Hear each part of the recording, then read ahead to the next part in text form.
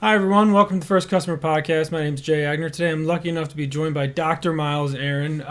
He's worked at ESPN, NASA, the Stanford Linear Accelerator, where he worked on dark matter research. He's the founder of a bunch of exciting startup companies. Probably one of the just cooler guests that we've had. So, thank you for joining me, Miles. Hey Jay, it's always great to get a chance to talk with you. Thanks for having me. Yeah, you had me on your podcast, which was, I think, my first podcast appearance. So, It you was know, the second pod that I had, so we were just I was just starting to experiment with it, and me and you had every time we talk, it's such an engaging conversation. I was like, come on Jay, let's try this. well, I had no idea it was your Great. second. Yeah. You did a great job hosting. So you also have your doctorate, and I'm reading off notes here because you have so much stuff. But like biomedical engineering from University of Oxford, acoustical engineering from University of Hartford. Tell me a little bit about your background. Like, where did you grow up originally, and kind of tell me the story through high school and into college. Yeah, so sometimes when you look at it, it just seems like this totally random background. You're like, how is he going from one thing to another that's completely unrelated? But I think there's a pretty cool through line. Both of my parents are musicians, so my dad's a classical guitar professor, and my mom was teaching guitar out of the house. She was classically trained musician as well, and I grew up just kind of watching music lessons happen all the time. Um, and the first kind of entrepreneurial thing I did was spinning up my own music studio, and I was like 13 or 14 years old. So Wow. I didn't have the minimum wage job throughout high school. I was teaching private guitar lessons out of the house. My mom taught me how to put up those posters around town and get people to call you and stuff. Right. And eventually went down to the music store and said, "Hey, like I've got 10 students, can I rent a studio here from you?" And they just kind of did like a all cash under the table deal and let me rent a studio. Right. And so I was teaching at the local music store when I was 16. Um, and then I wanted to go to school for music, so I wanted to follow in the footsteps of my dad, and I went to a bunch of auditions, and I basically realized I wasn't quite at the level where I was going to get like a full ride scholarship to really anywhere to play music, and financially that's what we would have needed to do it. We couldn't afford 40,000 a year or something for music. Sure. Like, it just makes no Right. sense. So there was this really interesting program at University of Hartford where they said, "Hey, like you have pretty good math grades. If you if you do this engineering course in acoustics, we'll let you go to the music conservatory to learn guitar." Wow. And I was just like, I have no idea what engineering is, but this sounds cool. Like the money's there, and my mom kind of convinced me that this was okay to try out. The alternative was like a state school that I would just play music at. Um, so yeah, I said yes. We went there, and it was one of two acoustics programs in the country. The other one was at Penn State for undergrad. They're a lot at grad level, but pretty unusual to focus on acoustics. Like Right. usually you're doing mechanical engineering and you kind of study vibrations, but you're not really focused on acoustics. Um, but this was a cool program. They had like an anechoic chamber, which is like a room that you walk into, and the sound gets all sucked out by the They absorption. have one here. It's right down the street. It's Penn All State. right, So have you it's been right. in it? Yeah, I haven't. They open it up twice a year, and I want to get in there. Is it what do they use those I think for? it's worth. I mean, of course, I'm an acoustics nerd, so I think it's worth it. So very biased opinion, but if you ever want to hear your own heartbeat, like without any aids, it's pretty cool. You go in, you Wow. close the door, and it's that quiet. You can actually hear your heart. Hmm. So that freaks some people out, but I think it's pretty neat. That is Um, cool. but yeah, so worked or went through undergrad there, and then I was really focused on music like most of the time the first couple of years, and at some point I actually blew out both of my hands. I got pretty bad tendonitis, Hmm. and I just like it hurt to play, like it hurt to touch to do anything. I just had slightly bad technique, and I was never taking breaks, which is kind of one of my go-to behaviors. Um, but I ended up just turning my focus to internships, and I had done like a family internship, and then I just applied for a ton of them, like 40 internships, and was lucky enough to get in at Department of Energy and NASA, as you mentioned, and and those that kind of gave me, combined with the good grades and the kind of like name branded internships. Like I don't even know that they were the most competitive, honestly. Like Right. I knew nothing about astrophysics, and I was just kind of a nerd about it. Like I'd read a couple books about it and thought it was kind of cool. So for the dark matter one that you mentioned, like I just applied and was like, hey, like dark matter is really cool. I read this like pop side book about it. I've got really good grades and I know how to do math. And they were like, okay, you can come in. So like it was surprisingly not that hard. I think any kid. I don't know what the audience is, but if there's anyone out there who's in undergrad who's thinking about it, like you just have to apply to the big ones, because I think a lot of people look at them and they're like, they're not going to accept me. I'm not going to apply. Right. But Right. it turns out that funding's there for you. Wow. That's Um, pretty awesome, dude. And so that brought you to, and that was, where did you go? You went to Oxford, right, for your PhD?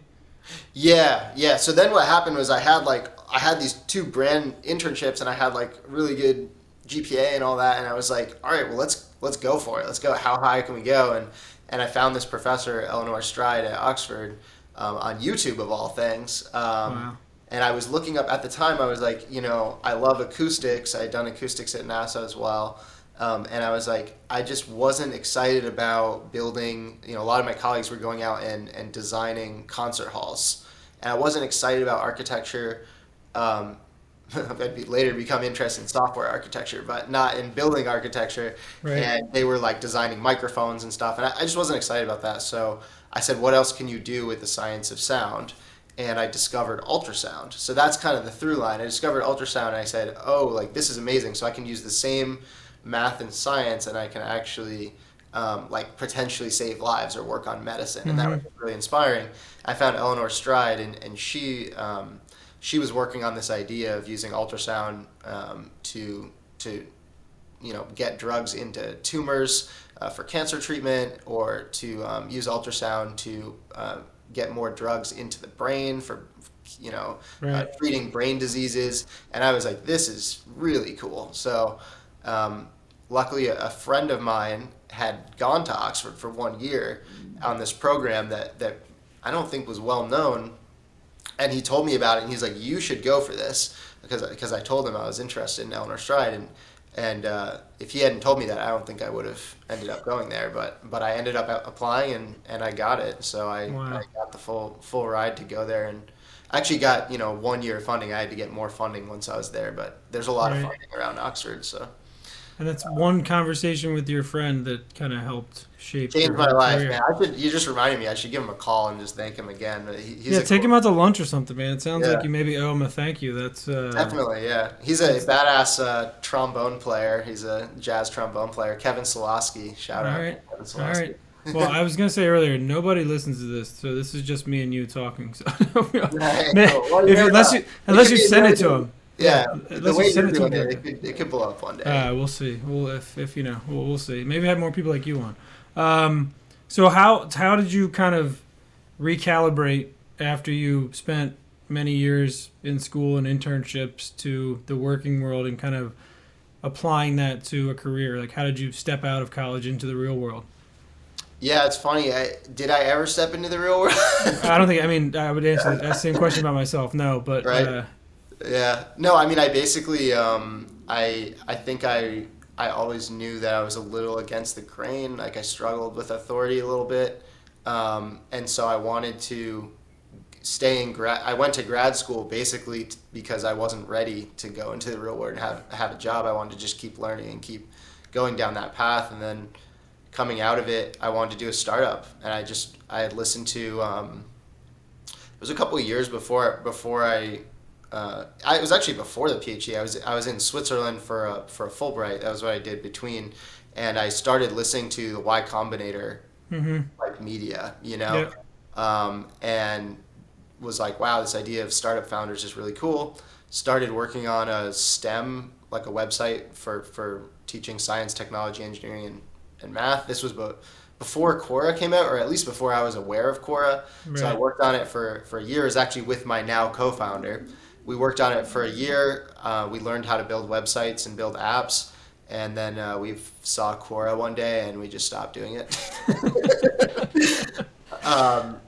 Which is crazy how, Quora is blown up. Oh, yeah. GPT, right? Also, yeah, like recently it's just gotten crazy.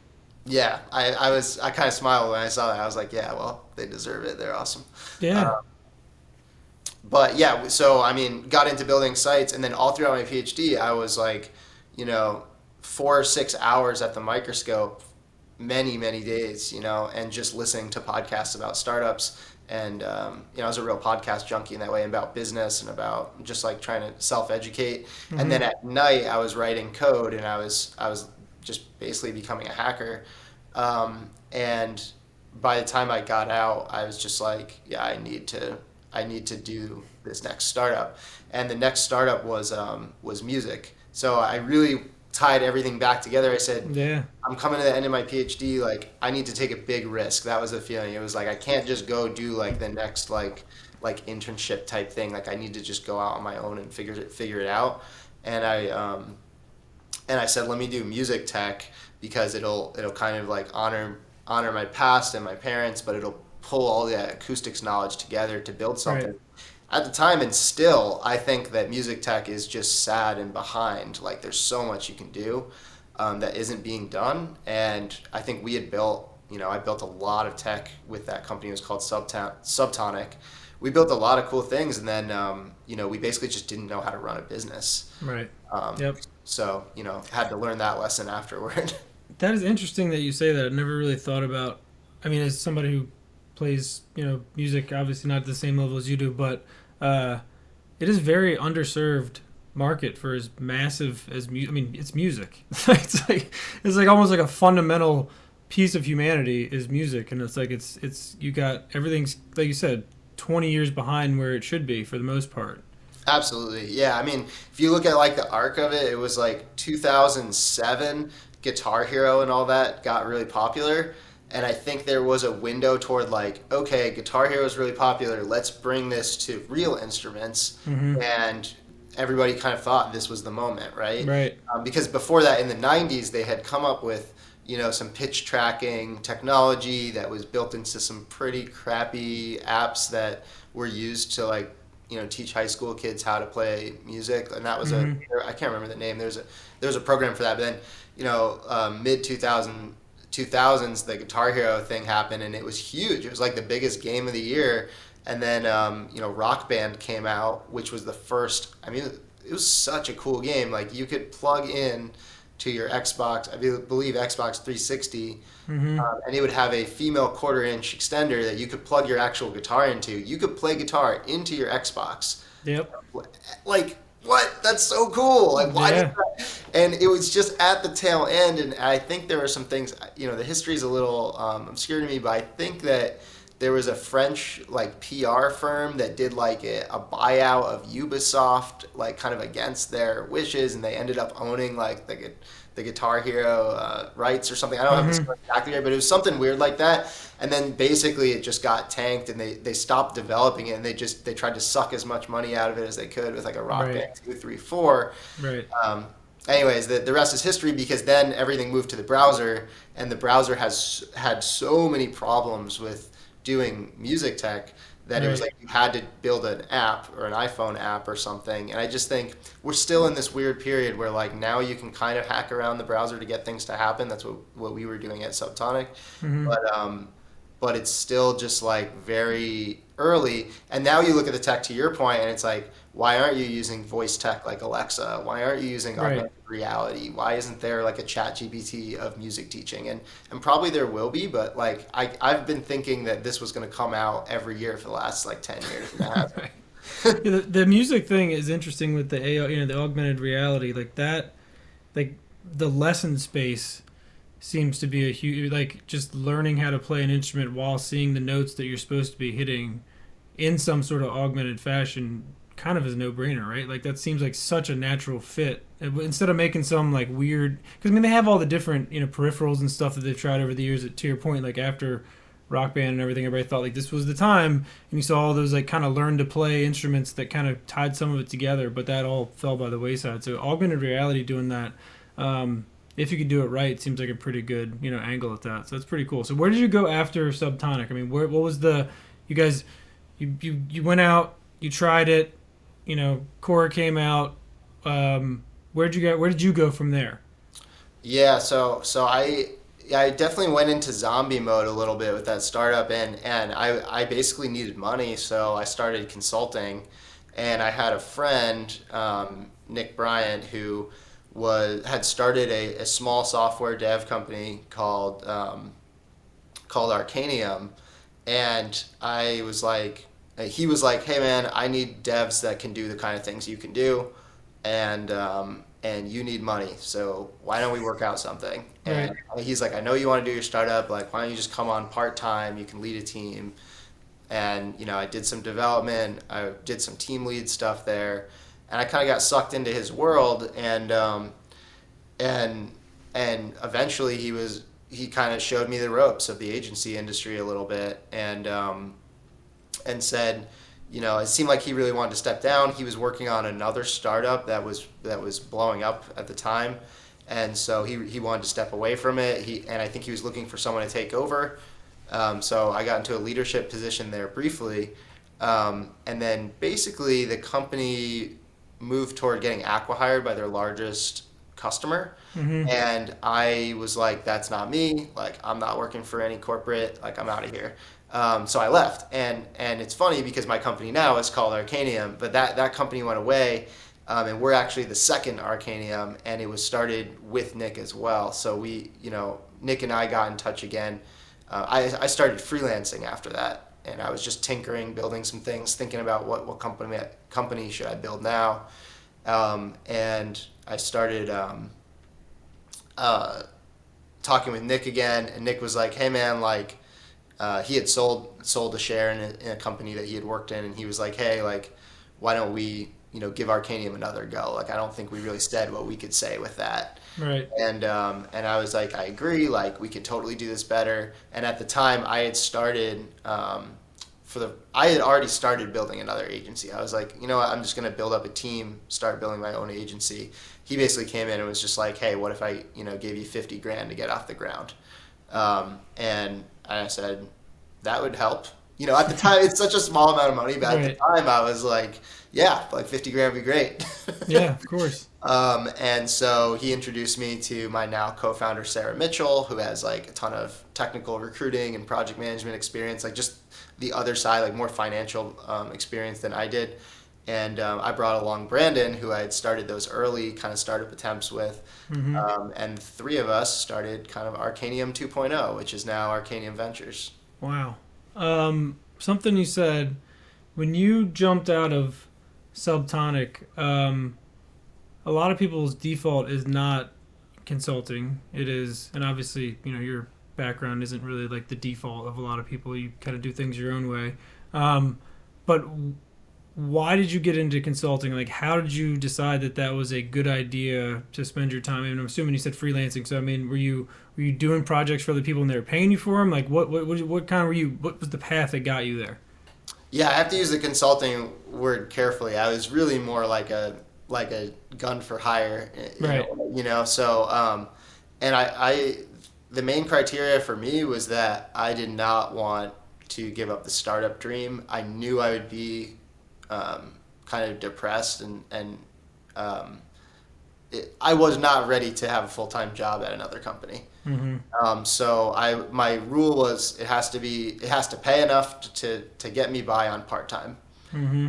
And if I can do that, then I'll just go part-time, and that always gives me 20 hours a week, or if you're a founder, then 50 hours a week to to build the next thing. And whether that was finding a buyer for the Subtonic tech, or whether it was like building up something new, it would give me time to do my own thing. So, and I was very fortunate that I had become pretty, I don't want to say, kind of extreme in my philosophy in some ways, in that 2018 to 2021 period where I was like, I don't care about money. I want to live as cheap as possible. And so, I didn't need much to be to have everything I needed. You know, Right. I was living in a beat down attic apartment with my brother, and we were, you know, he was building his music company. He's a producer and a mixer and you know, does music media, and I was building my music company, and we just said, hey man, like, let's get the crappiest apartment out in this country town and let's just grind for like 2 years. Then COVID hit. So COVID hit, and we were like, man, we got to get out of this crappy apartment. So we moved to Austin, and now, you know, now life is a lot more. Oh, you live there with him now? Do you guys live there together now? We moved here together. We spent a year together here, and then he still lives in Austin. Yeah, so we got our own places. We're kind of like, hey, that was a good run. You know, it was like cool that after being kids and hanging out, I went to Europe. I didn't see him for like 5 years. I came back, and I was like, man, I just want to hang out with you. Like, let's move together. What did you go to Europe for? That was for Oxford. Yeah. Okay. I mean, Oh yeah, in Oxford. Right. Okay. I had 5 years over there. And 5 years. One, Wow. Okay. One in Switzerland and then 4 in England. Yeah. Okay. Very cool. That'll probably be. That I could know. be a Yeah, England's not podcast Europe anymore, right? Yeah, I just did not connect the two in my brain for a second. So, you pivot back. You start a new company.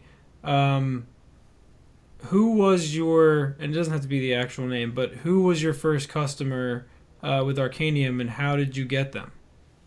Yeah, so I'll go right before we officially started Arcanium, when I started doing that kind of team consulting, because I brought that customer in to kick off Arcanium. That's how I did. I basically got like... That happens a lot. Yeah, I was like, hey, I've got this customer, like I should start an agency. And basically I worked with... when I was doing Subtonic, I worked with a number of contractors. Some of them were really good. One of them was a DevOps pro named Zishan Beg, and we worked together a bit. And he introduced me to this customer because he said, "Hey man, like this customer of mine needs a developer, and that's not my thing. I'm DevOps." And I said, "Cool, I'll take a look." And they were Y Combinator funded startup. They were working in the ed tech industry. I don't want to out who they were necessarily, but they had a really promising, cool startup. And I was like, great, like I love education. They were doing some stuff with augmented reality. They were doing some stuff with AI. They were doing like full stack app, like GraphQL, like cool, you know, some pretty cool tech. And they really needed developers. Actually, no, they were using a REST API. I was the one who brought the GraphQL.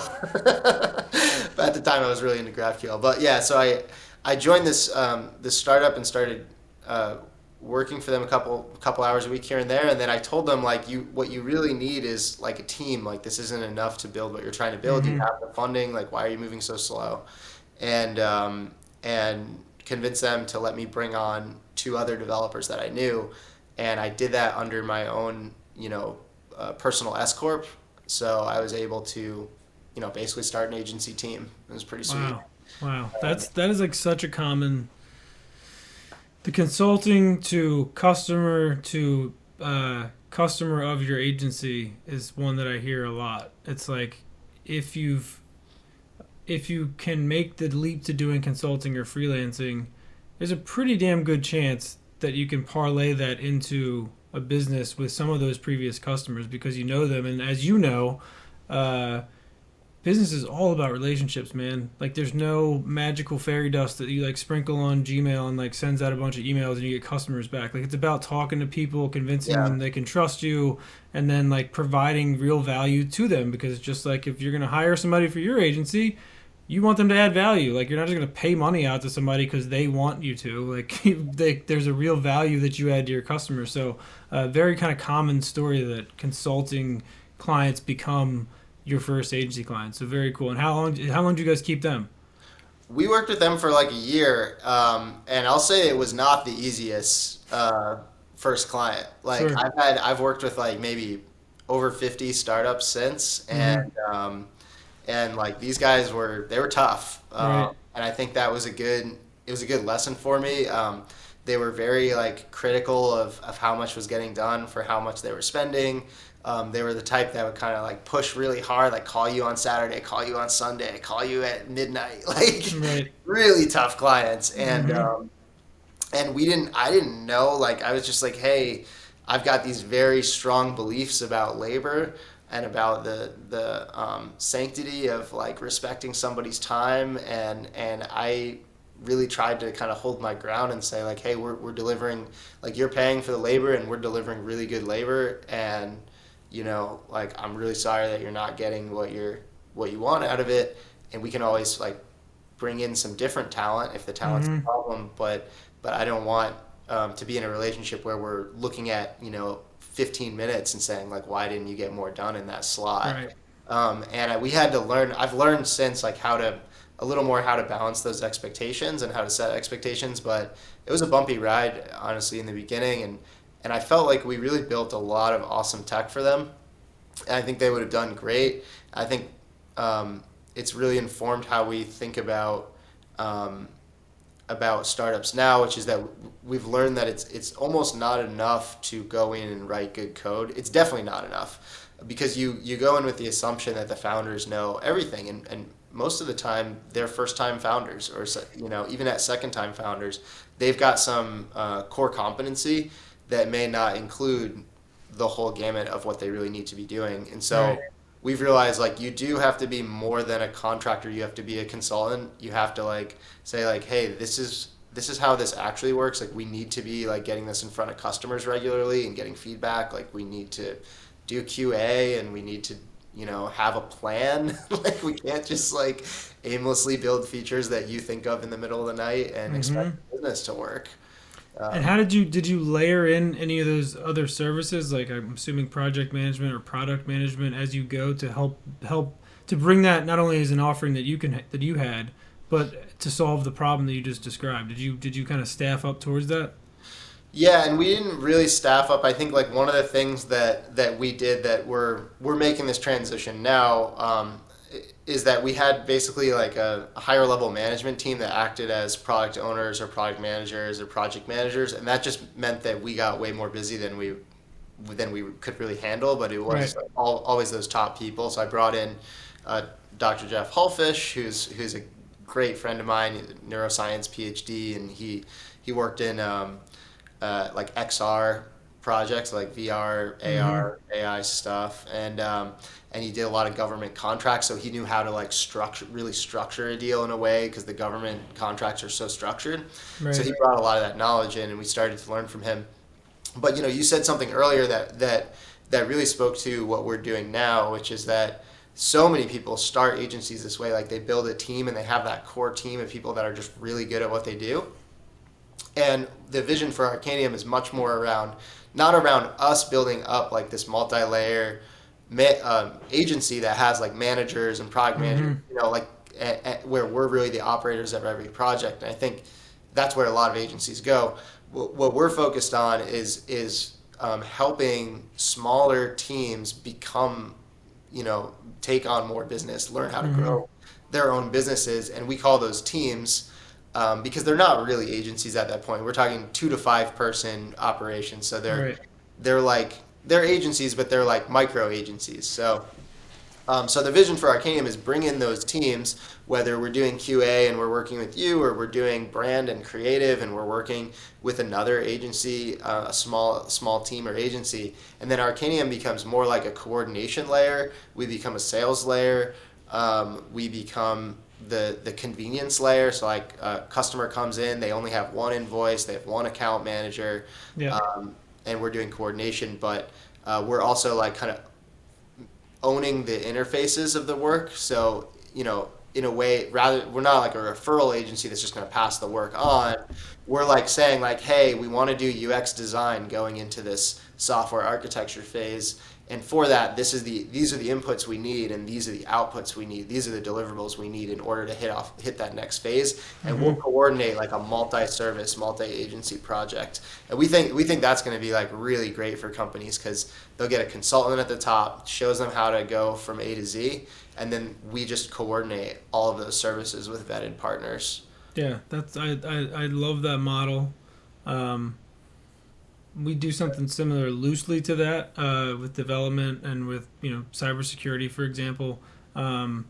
But yeah, that's a great model, and I think a lot of those companies don't know how much of a pain in the ass it is to hire multiple agencies and deal with multiple agencies until maybe they've done that before. So would you be targeting first? Like, so who is the target for that product, and is it the same one? That kind of leads me back into the next question anyway. So what was your niche kind of when you first started Arcanium 2.0, and what is your niche today, and is it the same thing?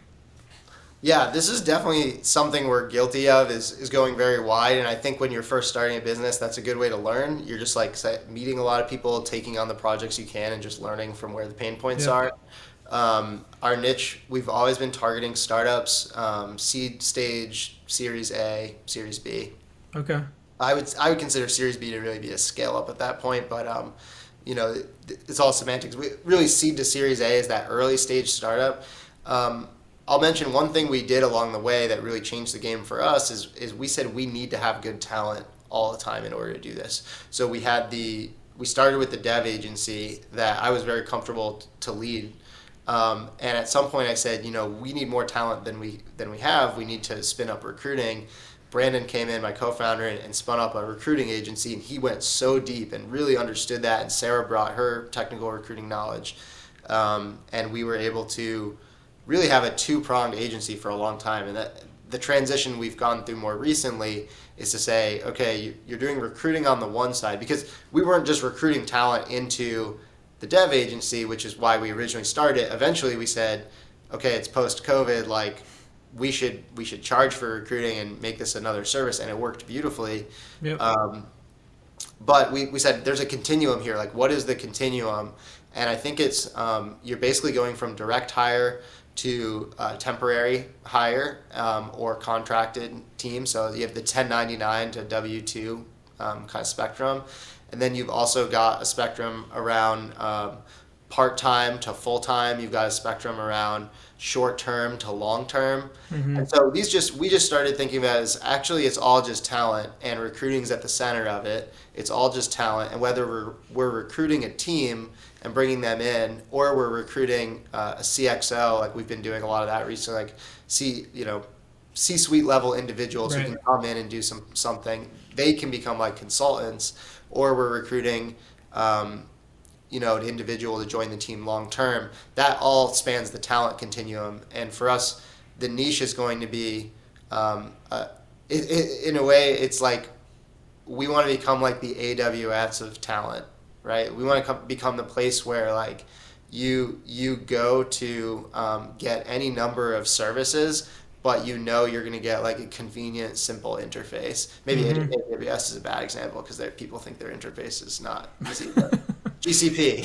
Sure, there you go. There you go. Yeah. No, I love the that. idea, right? Yeah. No, I wonder, you saying that makes me wonder how prevalent that problem is in our space. Because what you described is the same exact problem, or not problem, but the same scenario that I've lived in for the past however many years, where I'm like, am I a staffing company? Am I a team building company? Am I both? And then like, where do those come, because there's different angles and different sales strategies and different marketing and different everything depending on, and you have to even figure out what is it, like what is that dependent on, right? Like is it dependent on the client's expectations, like are they getting a full-time employee versus a team, or is it our expectations where we're just trying to pitch a team because it's easier for us to do, right? We want to be able to swap people in and out whenever we can. So I'm glad to hear that I'm not the only one that's like wrestled with that. I like the way you phrase it as a continuum, because I've had it's one of the PACT group, the Philadelphia Alliance for Commerce and Trade group that we're a part of in Philly. They gave us this really great mentor group, and one of the guys on there, Brian Dienis, runs Curotech out of Philly, and he was like, I explained the same kind of situation, and he's like, well, you just do staffing. He's like, that's all. He's like, you do recruiting. Like, that's what you do. And I was like, I guess you're right. I can't really argue that like building a team and providing something for somebody isn't staffing. But then as I've progressed from that, I realize that's partially true. We provide great QA engineers, but also similar to you, we like to solve our clients' QA problem, right? Like we want to help with the strategy. You want to own like what it means to have a quality product and introduce that as far up in the pipeline as we can. Like that's what makes sense for us as a business. Absolutely. And that's not the same thing as being an IT staffing recruiting guy that just hires QA people. So there's like kind of a, like you said, it's a great phrase. Oh, It's there's a continuum for vast that. difference. Like I worked with a top three staffing agency in the country, and just having Hmm. looked under I won't name them, but having looked under the hood there a bit, I can tell you what you're doing is way different. Like, Yeah, I don't. and they're Yeah, top three because they're Walmart, right? Like, I'm right, not right. saying what I think what you're delivering is way higher value, it's way higher touch. What they're doing is they've created a large machine to run resumes into companies. Yeah, And, no, it's a machine. yeah, You're dead on. It's a resume mill that they spit they scrape and they spit stuff out at people. And I just didn't want. And look, some of those are great companies. That's just not the type of company I wanted to run. Uh, I don't have any ill will against companies that do that. I'm not the guy that's gonna spam a bunch of people and say, "Hey, I've got some QA engineers. Do you want them?" Like that's not necessarily the business that I want to run. So I'm glad to hear that we share some of those problems. You kind of touched on some of it. What would you say, if anything, held back this iteration of Arcanium 2.0 as long as it did, right? Like, what took you until whenever you started it to actually realize like that was the way to go? And it maybe be timing or resources or whatever, but what was it that kind of kicked you in and said, okay, this is the time now? man, that is such a good question. I feel like I'm going to spend the next 3 years like understanding that, because I was just talking about this with Brandon. We were like, we've been staring at the chessboard, we've been studying the position, and we've been saying the answer for 2 years. And in different ways, we've tried to say, oh, this is what it is. And it's really recently that we were like, oh, now we're all completely aligned. We all get it. We're like, this is how we have to do it. And I feel like, the Arcanium you see today versus what it's going to be in 6 months, it is just like super exciting. It's going to be Right. awesome. But yeah, why couldn't we see that, put it together earlier? I think, we knew the direction we wanted it to go in, but we didn't know which path we should go down, and we tried a couple paths that weren't maybe the right ones. Um, we tried a lot of business models. We tried a lot of contracts. Poor Sarah, who's our CFO, like we tried like 20 different business models in like half a year or something, because we were just convinced that the way it was being done was not the most optimal, but we weren't exactly sure what the best way should be. So we have hands-on experience with all of those now, and I think that's important. Um, and then I think like uh, the the um, one of the paths we went down that didn't end up being the right one, was we started thinking about reaching into the work. Like, what can we do with analytics? We knew data should be part of it. It should be data driven. And I think we went down what I now understand to not, I don't think is the right direction, of like looking at Git analytics or Jira analytics, or trying to come up with something that reaches into the actual work. And the aha moment we had was that, oh no, we need data, but we don't need data in the work of the team. We need data at the interfaces of a service. Hmm. And that is kind of like what you said. Like, I'm a big fan of jobs to be done. So jobs to be done is this UX or product methodology. That's what is the job that the customer is trying to solve when they come to you. And I think what we were doing before, and what really the whole industry has been doing as a whole, is saying, what type of talent are you here for? Hmm. And that is not the job to be done at the customer. The job to be done at the customer is like, I need to launch an MVP, or I need to hit this, milestone so I can unlock more funding. Like, Hmm. there's a real job to be done, or I need to scale my company this amount so I can afford to hire this person. And so I think like doing an outcome based approach to service, rather than one that's like, do you want staffing, do you want recruiting, do you Hmm. want a team? Like, they don't know what they want. They just, Right. people come in and they're like, I need a QA person, and that means something completely different.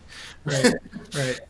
So Yeah. I think that's what it is. It's like realizing that it has to be outcome driven, it has to be data driven, but the data shouldn't be in the service because we should trust our teams to do a good job. We should vet the teams well, trust them to do a good job, and then we should control and look at the quality of the output and the quality of the input. Like, are they getting what they need, and are they putting out what we need to go to the next service so that we can Right. share the services together? Right. No, that makes a lot of sense. I haven't heard of the jobs to be done model, but I will definitely look that up after this. Yeah. We talked about it a little bit, but what would you do if you were gonna burn everything to the ground and start over again today? What would you kind of start with today? What would you do if you were starting a brand new company?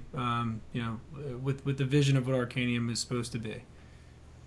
I would I would meditate before every meeting that I know is going to go badly. I would just uh, respond instead of react to bad situations. I think, I've tried really hard to be like an empathetic, passionate, nice person to work with. And I think that, as you know, in the agency world, you're dealing with startups who have everything on the line. This is their entire life. They've put everything into it. Um, Everything is life or death every moment for them. A lot of times, not always. Sometimes we deal with the most chill startups who just crush it. It's amazing, but most of the time it's life or death. Right. And so I think for me, I was an introvert. I was a technologist. I was a guy who was coding for 12 hours a day, not somebody who was like dealing with these like intricate interpersonal problems. Mm-hmm. And so I think, that's the big thing is like spending more time uh, on those skills, leadership skills, interpersonal skills, and just like the meditation, the journaling, like it's the recipe. After that first customer, and I know this is the first customer podcast, but this is crazy. That first customer did end badly, and it's one of the only ones. Is really like we have a 5-star track record. Like like I said, I've worked with 50 startups. I think like 48 of them would tell you they love us. Mm-hmm. And I wish it was 50. And like you think a lot about the ones that didn't work out, and I have to take ownership of that. And when it didn't work out, we had a single mother on our team. It was Thanksgiving, and she got fired with no warning.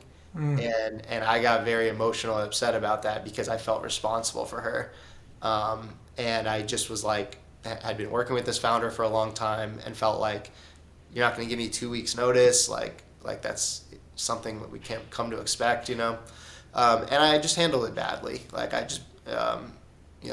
I reacted poorly to the situation. And I think that's, those are things you never forget and things that you want to do better. But coming out of that situation, I said, I need executive coaching. Like, I need someone to teach me how to handle these situations.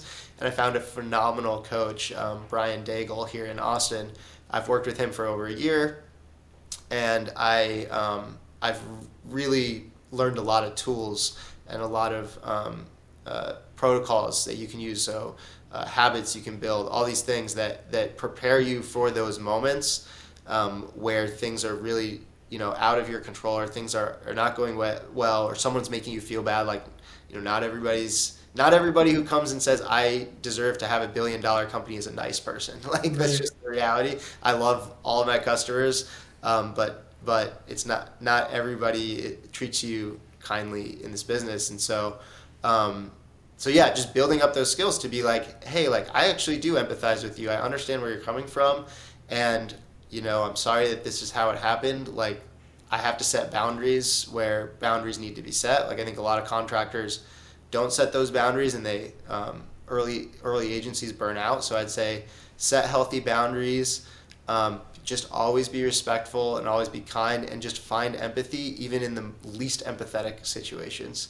The person who's pissing you off the most, like just go take a walk and find some empathy for them, and things Those will are go all well. great answers that I've never gotten before. And a perfect lead into the next question, which is, 3 things. I sound like I heard 2 of them, which also I am huge proponents of meditating and journaling. They're part of my core five for five things I try to do every day. But Oh, nice. what are three things that you do for your health to keep yourself, one of my friends, Evan Udell, runs a software company. He mentioned, longevity is his goal for health. And I thought that was a very interesting take on it. And, I have 5 kids and one on the way. So like longevity is obviously going to be important for me health wise, mentally with, being able to walk through this house with all this, toys all over the place and just, all the things that I have to deal with. But what are 3 things, that you want to use to increase your longevity, mental health, emotional, and physical? Oh man, I know that you don't know this, but that was a crazy lead-in to something that I didn't think we were talking about at all. All right, let's hear it. But I recently took my first board advisor position. Wow, congratulations, dude. Yeah, thank you. On a longevity health company. So that's crazy. I did not know that at all. Yeah. I definitely have not told you that, so that was crazy. I was gonna say everybody think it would be like you definitely knew that. Like no, I had no idea. So wow. So tell me about it. Yeah, well, it's called Keyspan. It'll be getkeyspan.com. They're in stealth right now. They'll probably launch a beta here in a couple weeks. So maybe when this comes out or people see it, they can check that out at getkeyspan.com. Really, really early stage prototype at this point, but it's really very cool company and one that resonates with me a lot because I actually do care about health quite a bit, and I think I had. Just candidly, it's not something I've talked about publicly, but from, 21 to 31, like I was a regular smoker, whether marijuana mostly, but also nicotine on and off. And I always like felt I wasn't exercising. Like I was just like not a very healthy person. The one thing I got right the whole time was sleep, and I always put sleep on a pedestal. Right. Turns out if you smoke weed regularly, sleep is not a problem for that for sure. But yeah, no, I've been on a health streak. I quit smoking. I haven't smoked anything in many months, and congratulations, dude. That's big. Thanks. It took a lot. I can also thank my coach for the support there, and the people in my family and all that. But like I was always very functional. I was always only at night, whatever. But there's no doubt it affects your sleep negatively. If it affects your longevity, it makes it harder to breathe. Like when you go to run and you feel your lungs that they're not as healthy as they should be. Right. So I just traded that for exercise, and I've been hitting the gym. I've been doing just like a really kind of entry-level weightlifting program, and I warm up with the Stairmaster, and I do 30-minute walks every day, and that's kind of my protocol. So the walks are really big for me. I'm also a big Andrew Huberman fan, so if you listen to him, he's always talking about seeing the sun. I go out, I look at the sky, and man, does that make a difference. So, sun on your face is one of the least appreciated parts of being alive. I think it's a free pick me up for sure. Yeah, I hate I'm so ready for springtime, like to get back outside and like enjoy it because it gets cold here. I mean, Austin, what is it like 60s is the coldest it gets there? Yeah, I mean, you get in the winter it'll be in the 40s, but it's like 2 weeks of like, oh, this is actually cold, and then it kind of the edge comes off. Right. Yeah, it's been a mildish winter here, but like 40s and overcast. Nobody really loves being outside, for extended periods of time. So I didn't know you were on the longevity board. That's super interesting. Sleep. Tell me about meditation and journaling because I'm interested about what your take is on both of those things. Yeah, so I was really into it, and I definitely meditate more than journal. And this is not a recommendation for anyone. I think journaling daily is incredible, and I've done it for stretches of time. I just find meditation to be something that is just easy. It's usually people have one or the other that's easier for them to maintain. For me, the meditation was the easiest to maintain. Mm-hmm. For me, journaling is something I've got the Whoop. Oh, nice. There it is. So, there it is. And so I've got one question in my journal. Like you can configure your journal to have a bunch of custom questions. There's just one question were you irritable yesterday? Or like, did you experience irritation in any way? And that's just my catch-all for like, was there anything that came up for you? Right. And if I say yes to that, then I have to journal. Are there days that you say no? There's days that almost every day. Almost every day. I'm on a good streak. I really that's a know. great streak. Man. Yeah, but like I know when it happens, and I look. You can get irritated. I've learned this from some psychologists. I don't remember, but if you experience irritation or agitation or something for 15 seconds and then it passes, that's just like being human. That's normal.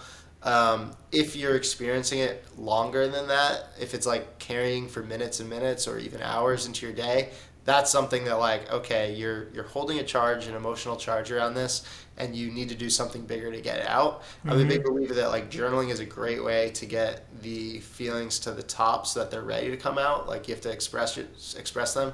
But there are other things too, like, cold shower or like, just doing a set of weights to exhaustion, throwing cold water on your face, going for a long walk, playing some music. Like there are a lot of ways to shift out of that negative headspace. And I've just assembled, I think, like a lot of different things that I like to do to shift out of a negative headspace. And journaling is one that I love to do. But I tend to do it as damage control now. When something's gone wrong, I'm like, okay, it's time to journal, Right. Yeah, no, that's a good one. I love journaling now. I mean, it's somewhat recent addition to the morning regiment, but Nice. I feel like it's like you said, meditation's easier for me because I do my 5 for 5 is wake up at 5 a.m., put at least 30 minutes on, some sort of cardio, level 3, kind of heart rate work, do a good 10-minute stretch every day. I'm a huge proponent of like a good full body stretch. Like it just, your body feels like it thanks you for like, okay, like thank you for like kind of exercising some things that don't normally move even if you're working out. And then the meditation comes right after that. So it's just like bang, bang, bang.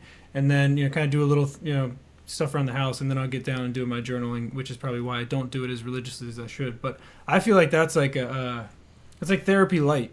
Right, it's like That is a killer 5x5, and I can tell you, having worked with this coach for a year, that he would be like, "That's killer." Like he always says like the journaling and meditation combo with just like a morning routine is like, he's like, "That's it. You do if that." you can get it, just feels like if somebody asked me the other day like why do you journal, and I said like otherwise I'm the only one hearing all this stuff. Like it's all in your head. Like you're like talking to yourself, you're talking through your problems, you're doing whatever. But if you can articulate it like in a way that you have to write it down and talk to someone, either it's just yourself again in another form, you're at least getting it. I feel that sense of relief as if you've ever been to a therapist, like, and you sit there and just spill your guts for an hour. Like it's that same like, okay, like that's out of my head now, and at least I don't have to like constantly just play that over and over again. So yeah, thank you. I try to stick really hard to the 5 for 5, and Yeah. it's been good, man. I love it. On my, it's funny, on my YouTube channel, I started the year by doing like 2 weeks of live journaling. I So saw that. I actually saw Yeah. that. Yeah, that's There's a great. bunch of those are like a lot of the prompts that I like to use. If anyone wants to check those out, they're on my YouTube channel. There's like, different types of prompts I find useful. I think some people who quit journaling, it's because they don't know what to write, and so but you don't need me for that. Like you can go to Google, look up prompts, and just starting with a prompt can be really helpful if you're not sure what to write. There was even like a book I found at like Five Below one time, and it was just like, I don't know if you guys have Five Below in Austin, but it's like the dollar store but $5 stuff and below. So it's like slightly better stuff, but there's like a bunch of like these little journal books I brought home, and they have all these really great prompts in them. It was like $3 at the dollar store. It helped me like just get through some of those things you're talking about, because you can easily veer off and be like, I don't have anything to talk about today. But like there's always something there. A lot of those prompts will make you think of something that you otherwise wouldn't have thought of. All right, so mystery question time, and it's not a mystery because I ask it every week, so like it's not really a mystery, or every 2 weeks. What would you do if you knew you couldn't fail? Like, what is one thing you would do if you knew you couldn't fail at it? Oh man, that is a wild question. I love that. What would I do if I love knew the pause. I love the pause that always happens, and then the realization of the question, and then the thought that goes into it. Yeah, what would I do if I knew I couldn't fail? Holy shit. I think I would end violence. Wow. End violence. What an altruistic answer. I don't know if is that the right word. That's a great answer. What do you expand on that a little bit? Well, I think you know, I guess it comes a little bit from the period of kind of like anarchist philosophers I was reading, that really stuck with me. Even though I'm in a weird place philosophically because like I'm running a business. I resonate with capitalists, but I also like resonate with these like very kind of outside thinkers that maybe anarchists or libertarian socialists or like pretty pretty out there stuff for a lot of Americans. But for me, it feels very natural. The idea is that an authority that's placed upon you is illegitimate if you deem it to be, effectively, and the case that comes up with the most is violence. And it's like whether it's violence against women or it's just a society that allows people to not have a home and sleep on the streets, that don't want that to be the case. Like I just think there are so many things that to me appear to be violence, that we could be doing a lot better at. I think I don't want to come across as a crazy person, but look, I think you can go pretty deep in it and look at the society and see a society formed around violence and imagine one that's not, and see something much more beautiful. And you asked, what would I do if I knew I wouldn't fail? Then it's got to be the thing that you look at and like that's really, really hard, man. I like that. Never heard that.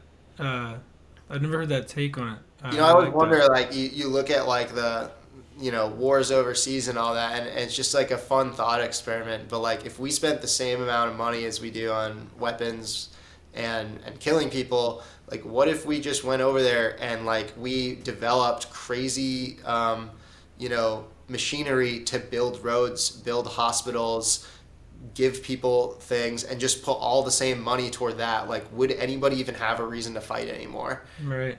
And I always just wonder that, and the same thing with so many of the situations we have at home. I'm just like, yeah, I know I'm a capitalist too. Like I get it. It's hard to work out financially.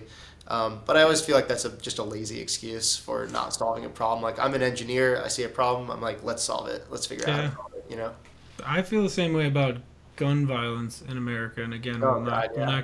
we'll not get into the whole thing, but like the school stuff, and it's frustrating to a level that's like you want to do something about it, and then you go, well, I'm just one guy in the middle of like whatever. It's a deflating thought sometimes, but I like your answer because you can't fail because that's the way I prompted the question. So now you solve Well, all with the violence. gun violence thing, it's like it's mental health, right? It's like I live in Texas. I'll work with a lot of Texans. Like I don't want to take away your guns. Like that's No. not my interest. I have no Nope. problem with you having a projectile launcher at home. Nope. Like Me either. I think we need to get everybody on your 5 for 5, and the world will be better.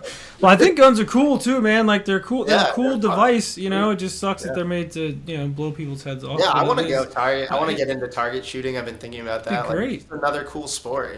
Why not? It's another cool thing to do. Well, let's wrap it there, dude. It was Cool. it was probably my most enlightening podcast I have. There's lots of stuff, mental notes I took during this. So, Oh, thanks, man. it was really great having you on. It was a great vibe. I love your vibe. I love your kind of just general philosophy on everything. You have a lot of cool philosophies. I hope everybody looks you up. What's your YouTube channel called? Yeah, Dr. Miles Aron. All right, Dr. The Miles. only time I use doctor, man. I didn't even call you doctor on this whole. I think I did No, maybe no, at the it's beginning, cool, but it's man, Dr. Miles Aron, it was phenomenal, brother. I appreciate it. Like I was talking about doing some monthly standing calls just to talk business, which I think we should do. You're an awesome Absolutely, yeah. guest and an awesome guy. So let's talk again soon. All right, thanks for coming on. Always a pleasure, Jay. Thanks for having me. All right, buddy. Thank you.